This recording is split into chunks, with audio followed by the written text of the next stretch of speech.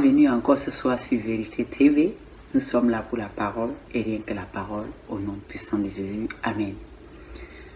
Alors, je viens ici toujours par rapport à une vision que Dieu m'a montrée il y a quelques jours en arrière. Je tiens vraiment à la partager parce que c'est important. Dieu a envie de sauver les nations. Il a envie de sauver son peuple. Il a envie de sauver ses enfants. Les enfants de Dieu vivent dans l'ignorance. Et aujourd'hui, Dieu ne veut plus que ses enfants vivent dans l'ignorance. Dieu voudrait que nous obéissons à ce qu'il nous dit. Alors, dans cette vision, j'avais vu un démon sorti du fleuve congolais. Le fleuve Congo, il y a un démon qui est sorti, il était puissant. Et face à cette créature puissante, je me suis posé la question à moi-même intérieurement.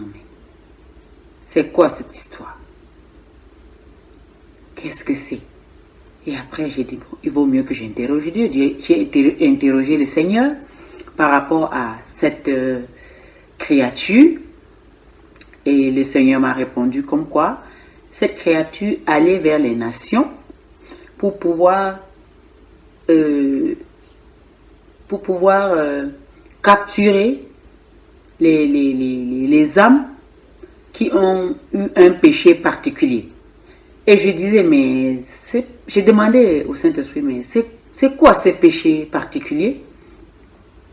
Et le Seigneur me dit, le Saint-Esprit me dira que dans les familles, il y en a des personnes qui ont commis l'inceste dans les familles. Et l'inceste, c'est quand une sœur avec un frère couchent ensemble. Et puis, le Seigneur me disait que c'est une abomination devant lui. Et puis, je disais, mais pourquoi ce démon va vers ces personnes pour capturer leurs âmes et aller les mettre en prison? Et le Seigneur me dira que c'est parce que ces personnes, il y en a quelques-uns de ces personnes qui ont commis ces péchés, qui ont confessé ces péchés devant leur père et devant leur maman. Et quand le Seigneur parlait comme ça, moi j'ai entendu comment ces gens disaient le linge sale, il se lave en famille. Donc c'est ce langage-là qu'ils ont utilisé pour pouvoir croire que si un frère et une sœur commettent ce genre de péché, le péché de l'inceste, ils peuvent confesser devant leur père et leur maman et c'est passé. Non, mais pour Dieu, c'est pas passé. C'est pas passé, pourquoi? Parce que justement, j'ai vu ces gens, ils étaient en train de laver ces linges. Ces linges qui étaient sales. Et puis, ils lavaient pendant des heures, mais le linge ne bougeait pas. Le linge était toujours là, sale. Et pour moi, je disais au Saint-Esprit, mais pourquoi eux, ils lavent? Je lui demandais que, mais pourquoi eux, ils lavent le linge? Mais le linge, il ne se lave pas. Le linge, il est resté intact. Donc la suie était là. Le linge était gris, mais il n'a pas changé la couleur grise. Il était là. Malgré les heures qu'ils ont mis pour frotter, c'était toujours là. Mais je disais à Dieu, mais normalement on dit que le linge sale se lave en famille. Oui, même chez nous, ça se dit aussi. Mais devant Dieu, c'est un langage qui n'est pas valable. Ce n'est pas valable vraiment. Et moi, je me répands aussi parce que moi aussi, dans ma famille, il y a eu ce genre de choses, ce genre d'inceste.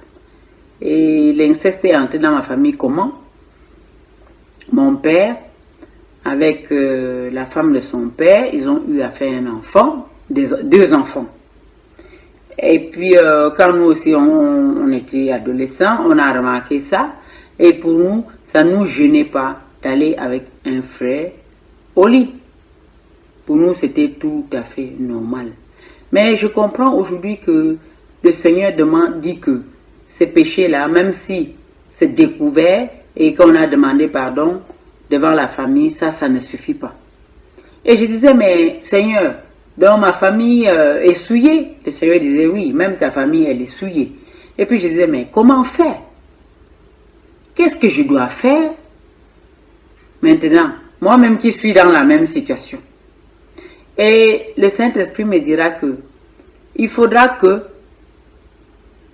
les familles, toutes les familles de la terre qui ont commis ce genre d'actes vont vers un pasteur à l'église.